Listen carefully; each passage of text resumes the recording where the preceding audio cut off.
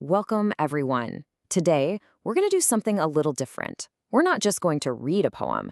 We're going to step inside a single perfect moment, one that was captured 1,300 years ago by one of China's great Tang Dynasty poets, Meng Haoran. It's a feeling I think we can all relate to, that feeling of waking up on a perfect spring morning. All right, let's just dive right in.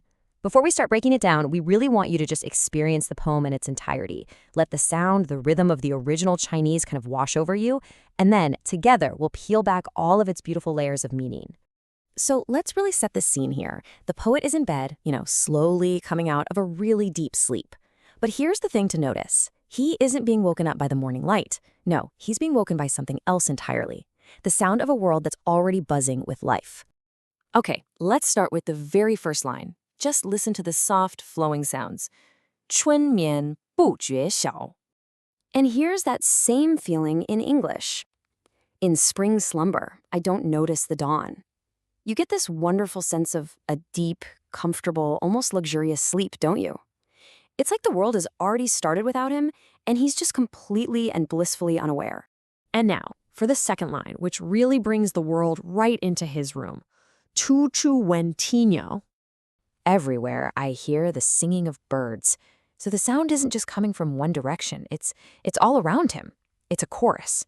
He's completely immersed in this sound. What's so remarkable here is how Meng Haoran builds this entire scene using only one sense, his hearing. This isn't about what he sees at all. It's all about what he hears from his bed. He's being woken up gently by this vibrant chorus, and you can just feel him being enveloped in this moment of pure, peaceful joy. The world is completely alive before he's even opened his eyes. It's just beautiful. But then there's a shift, right here. From this peaceful, immediate present, the poet's mind suddenly drifts back. It moves from what he's hearing right now to a memory of the night before. Now listen to how the tone changes in this third line. It feels a little more turbulent, doesn't it? 夜来风雨声. Last night, the sound of wind and rain. And just like that, the memory of a storm cuts right through the calm morning. He remembers the sounds that were happening while he was in that deep sleep. And that memory leads him directly to the final, lingering question of the poem. The tone here is one of gentle wondering. 花落知多少? I wonder how many flowers have fallen. See, it's not a question that's really demanding an answer. It's just a soft, contemplative thought, and it's filled with this really tender concern. And this right here, this is the emotional heart of the poem. That peaceful joy of the morning is suddenly complicated. The happy sound of the birdsong is now mixed with the memory of the storm, and the whole thing just hinges on that final, unanswered question. And with that one question, a totally new feeling emerges, a gentle melancholy, a tenderness for the fragile beauty of the spring flowers. So who was this person? Who was the man who could capture such a delicate and profound feeling in just 20 words?